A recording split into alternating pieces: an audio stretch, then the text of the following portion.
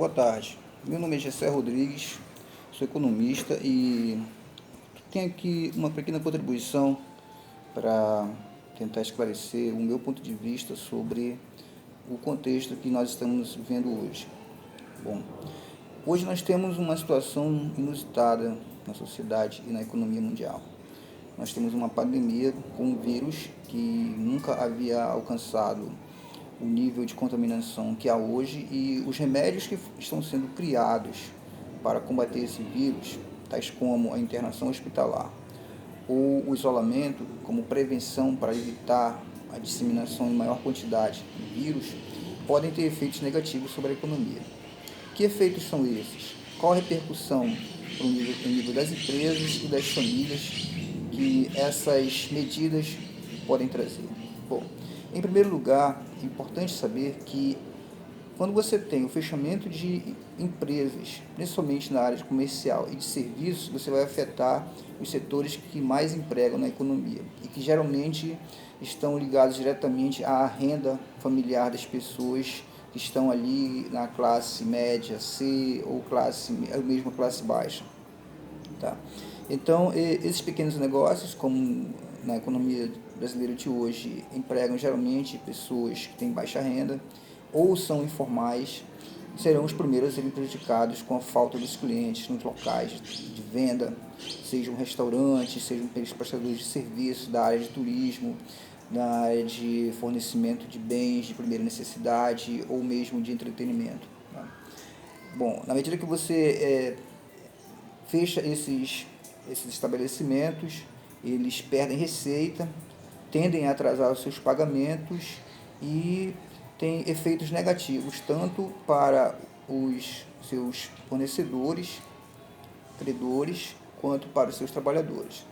Uma vez que a empresa, a pequena e média empresa, não tem a receita, ela não vai poder honrar suas obrigações com bancos, com fornecedores e também não vai conseguir manter a folha de pagamento.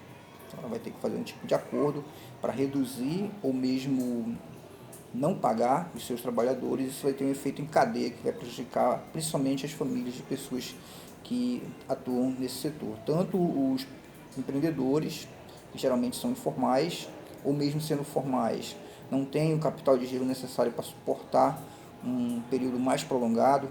Estima-se que algo em torno de 30 dias no máximo é o que eles podem garantir com o caixa que tem. Essa é uma estatística muito genérica.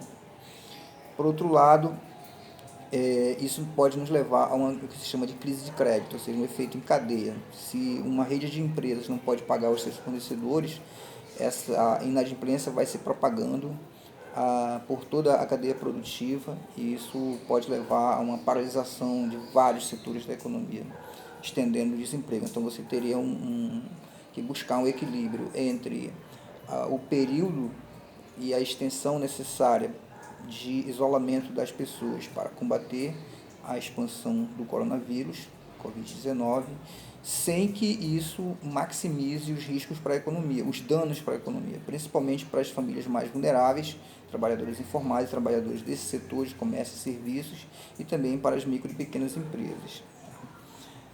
O que se tem hoje, na verdade, é a tentativa de buscar soluções que equilibrem a prevenção com o risco de dano à economia, ou seja, não se pode estender por muito tempo o período de isolamento sob pena de se prejudicar esses tipos de negócios e ter um dano cuja dimensão não se pode conhecer hoje na economia. Okay? Então, o que se tem hoje é o risco de haver você abrir mão do isolamento e, com isso, o nível de contaminação se alastrar e nós temos uma sobrecarga do sistema de tratamento hospitalar, o que vai necessariamente implicar em danos à população, muitas vítimas fatais, tá? E também muitos casos, pessoas adoecendo, o nível de contaminação se espalhando muito, e isso pode fazer com que em curto período de tempo as empresas também venham a ser afetadas por terem que fechar suas atividades, paralisar suas atividades, porque a sua mão de obra vai estar adoecida, vai estar indisponível, cuidando de parentes adoecidos, não vai poder trabalhar. Então, por isso que você tem que buscar sempre um ponto de equilíbrio. Isso se faz discutindo ponto a ponto as informações, atualizando sempre as informações e abrindo a discussão para a sociedade.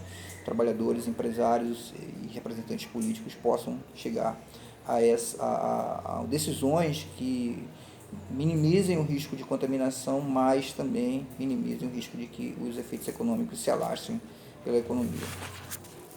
Quais são as alternativas que se tem? Em primeiro momento, é preciso identificar as famílias e as empresas, micro e pequenas empresas mais vulneráveis e se criar políticas para amenizar os efeitos do isolamento e minimizar, mitigar o risco de falência, o risco de espalhamento de uma crise de crédito por toda o ambiente econômico, o ambiente socioeconômico. Então, em primeiro momento, eu creio que a segurança da força de trabalho, tentar evitar que as pessoas se contaminem no ambiente de trabalho, nos ambientes de convivência, porque isso representa um risco de sobrecarga para o sistema hospitalar e, ao mesmo tempo, um risco para a nossa força de trabalho, para a saúde dos trabalhadores, o que ninguém quer. A gente quer mitigar esse risco. Então, é preciso garantir renda para essas famílias. Então, é possível que, como já existem programas de transferência de renda, tal como o Bolsa Família e outros, é preciso reorganizar esses sistemas e garantir que as pessoas que realmente precisem de renda, precisem de apoio monetário nesse momento, tenham garantido esse direito, de pelo menos receberem ou crédito ou transferência de renda direta, para que elas possam manter um nível de consumo suficiente para movimentar a economia e também para garantir a satisfação das suas necessidades básicas, como alimentação, acesso a medicamentos e todas as outras necessidades que são essenciais para manter a qualidade mínima de vida. Okay? Então, é possível que, com os mecanismos que se tem hoje, com os bancos de dados que se tem hoje, em um período razoável, creio que 1 ou 2 semanas, fazer esse levantamento e aplicar essa técnica de garantia de direitos de renda mínima para a população mais vulnerável. Do mesmo modo, uma medida interessante seria alongar o vencimento, o período de vencimento das obrigações financeiras das empresas, principalmente micro e pequenas empresas. Então, dilatando o período de vencimento dessas obrigações, no caso das obrigações relativas a tributos, que pesam muito para a sustentabilidade das empresas, são uma despesa considerável, bem como as obrigações privadas, vencimentos de duplicatas, cheques e todas as outras dívidas que geralmente são programadas para vencer em 30 dias. Isso depende muito da forma como a empresa conduz seu negócio. Mas é importante que haja uma garantia pública do Estado, no caso, e um acordo entre os agentes econômicos privados para que se possa dilatar o período de vencimento dessas obrigações a fim de evitar que as empresas mergulhem na inadimplência, venham a falir, a paralisar os seus negócios e aí gerem essa cadeia que eu já mencionei antes de riscos, de danos para o sistema produtivo que podem levar a uma crise de crédito e a uma paralisação maior, mais prolongada da atividade econômica e causando danos que só poderão ser solucionados, quando muito, em média, aí, em torno de 1 ou 2 anos. Então, é importante, num país como o nosso, em que você tem um alto nível de informalidade nas relações de trabalho e também no nível da atividade empresarial, você tem muitas pessoas como microempreendedores informais e trabalhadores informais, é importante proteger essas pessoas e garantir que elas consigam manter seus negócios e manter seu nível de renda. Isso vai evitar que as empresas esgotem o seu fluxo de caixa e que elas consigam manter um nível mínimo de atividade. Isso implica também acordos setoriais para garantir o emprego da mão de obra que já está no mercado de trabalho, tanto formal quanto informal, e ao mesmo tempo garantir a sustentabilidade desse grande e diversificado número e tipo de empresas, de negócios que estão aí nessa dimensão das micro e pequenas empresas. Bom, essa é a minha visão.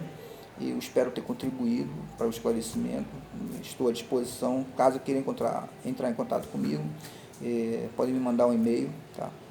gesse.edsa@gmail.com, ok?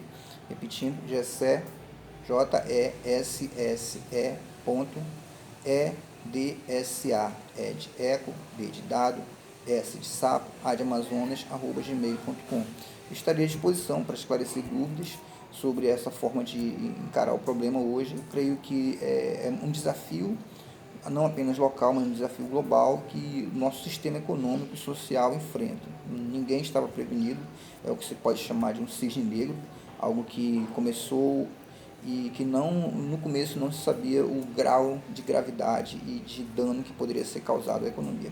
Mas, no entanto, depende de nós agora criarmos soluções em nível local e geral, tanto para prevenir, para evitar o alastramento em larga escala do vírus e assim conseguir contê-lo ao longo do tempo, assim como evitar que esse isolamento cause maiores danos para as populações mais vulneráveis, as famílias de baixa renda e aos pequenos empreendedores. Muito obrigado, boa tarde.